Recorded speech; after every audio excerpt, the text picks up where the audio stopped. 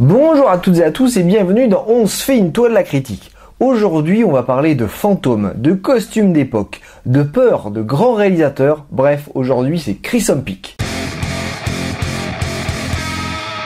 C'est un film de Guillermo del Toro avec Mia Wasikowska, Tom Hiddleston, Jessica Chastain, Charlie Hunnam, Burn Girdman et Jim Beaver. L'histoire est celle d'Edith, une jeune fille romancière en herbe qui voit malgré elle les fantômes. À la mort de son père, elle épouse Thomas Sharp, héritier d'une famille anglaise qui veut rétablir sa fortune.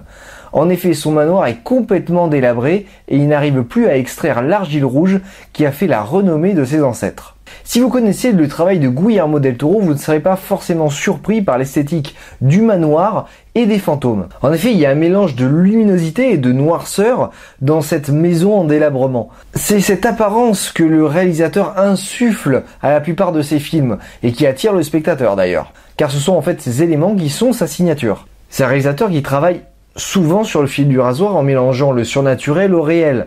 Mais le surnaturel n'est pas forcément synonyme de danger, mais plutôt d'avertissement ou de rappel. En réalité, l'apparition des créatures, que ce soit des spectres ou des monstres, même si elle fait peur de prime abord, est plutôt en fait une fuite, un refuge de l'esprit des personnages pour échapper à leur vie. Et ici, Edith est hantée par le fantôme de sa mère, qui est en fait un oracle, un petit peu comme l'ensemble des autres fantômes qu'elle rencontrera tout au long de son aventure.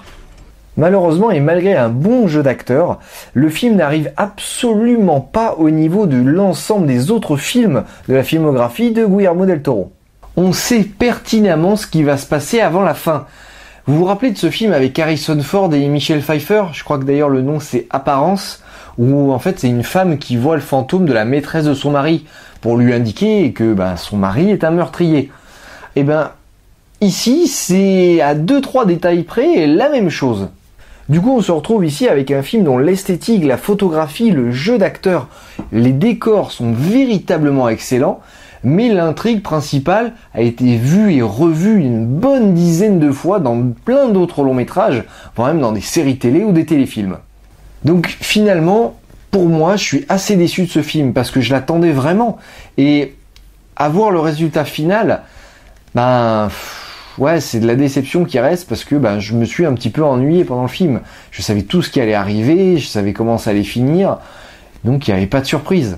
Pas de surprise, pas d'intérêt, pas le petit truc qu'il y a d'habitude dans ces films. C'est dommage, mais bon, écoutez, si vous êtes quand même fan de ce réalisateur, ne serait-ce que pour l'esthétique du truc, c'est quand même à voir.